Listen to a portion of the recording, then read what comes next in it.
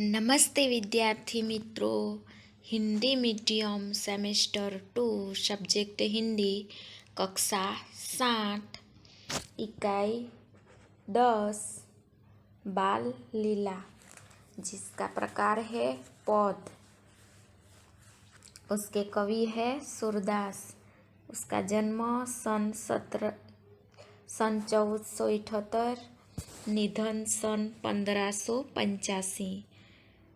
तो विद्यार्थी मित्रों, आज हम सूरदास के बारे में थोड़ी माहिती जानेंगे। बाल लीला है वह का पद है, तो उसके पद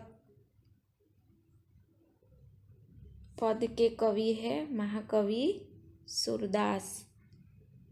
तो विद्यार्थी मित्रों, इस फोटो सूरदास कवि का है। उसके यहाँ पर उसके बारे में थोड़ी माहिती दी गई है, वो देखेंगे। महाकवि सूरदास का जन्म दिल्ली के पास सीही नामक गांव में हुआ था। वे दिल्ली मथुरा मार्ग पर यमुना नदी के किनारे गौ घाट पर रहते थे। माना जाता है कि वे जन्मांध थे। श्रीमद् वल्लभाचार्य ने उन्हें वैष्णव धर्म की दीक्षा देकर अपना शिष्य बनाया। ब्रज भाषा में रचित सूरसागर उनका सर्वाधिक प्रमाणिक ग्रंथ है। सूर का मन श्री कृष्ण की बाल लीला के वर्णन में अधिक रमा है। प्रस्तुत पदों में उन्होंने श्री कृष्ण के बाल हट का बड़ा ही मार्मिक चित्रण किया है। तो महाकवि सूरदास, उसका जन्म दिल्ली के पास सीही नामक गांव में हुआ था। दिल्ली मथुरा मार्ग पर जो यमुना नदी है उसके किनारे गौ घाट पर वह रहते थे। माना जाता है कि वे जन्मांध थे। श्रीमद् वल्लभाचार्य ने उन्हें वैष्णव धर्म की दीक्षा देकर अपना शिष्य बनाया था। ब्रज भाषा में रचित सूरसागर उनका सर्वाधिक प्रामाणिक ग्रंथ है। सूर का मन श्री कृष्ण की बाल लीला के वर्णन में अधिक रमा है, अधिक उनका मन लगा है। प्रस्तुत पदों में उन्होंने श्री कृष्ण के बाल हट का बड़ा ही मार्मिक चित्रण किया है। श्री कृष्ण के बचपन के बारे में, जो बाल लीला का बाल हट का बालक यशोदा मैया के साथ बाल हट का जो वर्णन है वो इस काव्य में बताया है। तो विद्यार्थी मित्रों, इस चित्र में देखिए, ये यशोदा मैया है और ये कान्हा, दोनों बातें कर रही है। तो विद्यार्थी मित्रों, देखते हैं हम पंक्ति पहली। मैया मैं तो चंद्र खिलौना ले हो, जे हो लोटी धरनी पे अभी तेरी गोद न एहो। सुरभि को पय पान न करी हो, बेनी सिर न गुहे हो ही पूत नंद बाबा को तेरो सूत न कहे हो। आगे आऊं बात सुनी मोरी बल देव ही न जे हो। तो विद्यार्थी मित्रों, मैया यानी माता, चंद्र यानी शशि चंद्र, धरनी यानी धरती,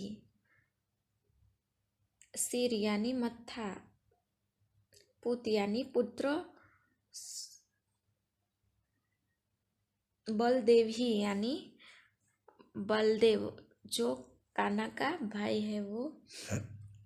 तो विद्यार्थी मित्रों, इस पंक्ति का भावार्थ, इस पहली पंक्ति का भावार्थ इस प्रकार है कि श्री कृष्ण माँ यशोदा से हट करते हुए कहते हैं, माँ मुझे तो खिलौना के रूप में चंद्रमा ही चाहिए, और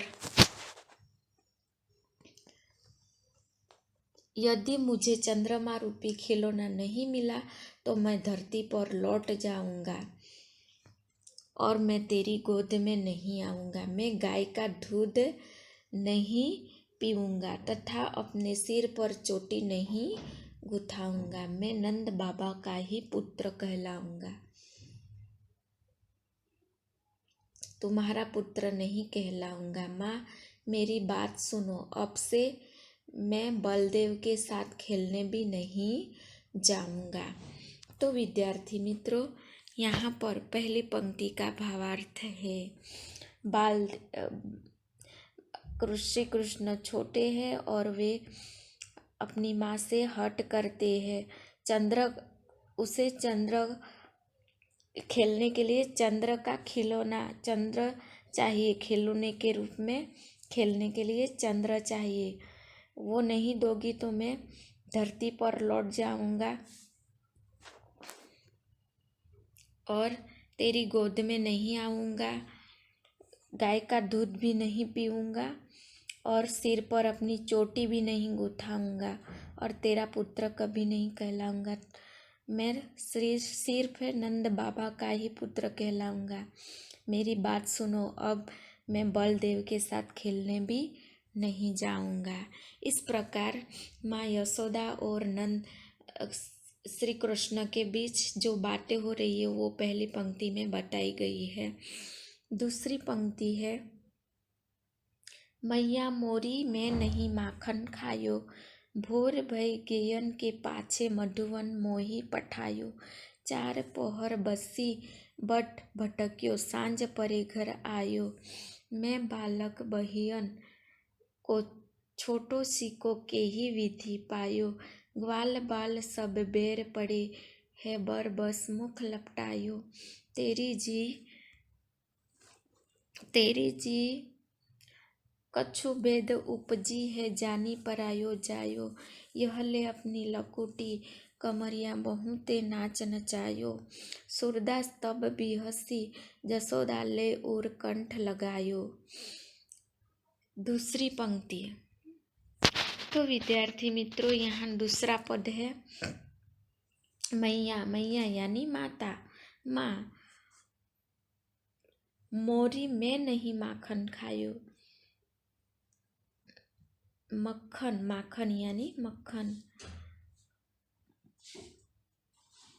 भोर यानी सवेरा, मधुवन यानी वन जंगल,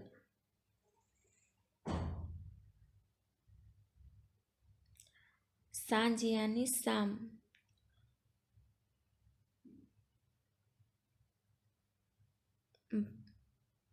तो विद्यार्थी मित्रों, इस पंक्ति में कहा गया है कि उसका भावार्थ इस प्रकार है कि तुमने मुझे, बालक श्री कृष्ण अपनी माता यशोदा से कहते हैं, माँ मैंने मक्खन नहीं खाया है।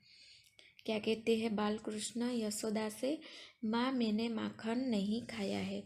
तुमने मुझे सुबह, भोर यानी सुबह, तो तुमने मुझे सुबह होते ही गायों के पीछे मधुवन में भेज दिए। पूरे 4 पहर 12 घंटे में जंगल जंगल भटकता रहा। शाम होने पर ही मैं घर आता हूँ। मैं तो अभी छोटी छोटी बाहों वाला बच्चा हूँ। बहियन यानी बाहों वाला बच्चा हूँ। भला छीका किस प्रकार पा सकता हूँ। ग्वालों के बच्चे मुझे शत्रुता रखते हैं। उन्होंने मुझे पकड़कर जब रन मेरे मुंह में मक्खन लगा दिया है, मुझे दूसरे का लड़का समझकर तुम्हारे हृदय में मेरे प्रति जो कुछ भेद पैदा हो गया है, तुम अपनी यह लाठी और काली कंबल ले लो। तुमने मुझे बहुत परेशान किया है। यशोदा जी ने श्री कृष्ण की सारी बातें सुनी और हंसकर उन्हें अपने हृदय और गले से लगा लिया। तो विद्यार्थी मित्रों, यहाँ दूसरी पंक्ति में कहा गया है कि बालक श्री कृष्ण अपनी माँ यशोदा से कहते हैं कि माँ मैंने माखन नहीं खाया है। तुमने सुबह होते ही मुझे गाय चराने के लिए मधुवन में भेज दिया था। पूरे 4 पहर के बाद मैं जंगल जंगल में भटकता हूँ गायों के साथ। शाम होने पर ही मैं घर आता हूँ। तो मैं अभी तो छोटी छोटी बाहों वाला छोटा बच्चा हूँ, भला मैं किस प्रकार सिक्का किस प्रकार पा सकता हूँ। बालों के बच्चे मुझे शत्रुता रखते हैं। उन्हें मुझे पकड़कर जब मेरे मुंह में मक्खन लगा दिया, मुझे दूसरों का लड़का समझकर तुम्हारे हृदय में मेरे प्रति कुछ भेद भी पैदा हो गया है। तुम अपनी यह लाठी और काली कंबल ले लो। तुमने मुझे बहुत परेशान किया है। यशोदा जी ने श्री कृष्ण की सारी बातें सुनी और उसे हंसकर उन्हें अपने हृदय और गले से लगा लिया है। तो विद्यार्थी मित्रों, आशा रखती हूँ कि आपको यह बाल लीला पद समझ में आया होगा।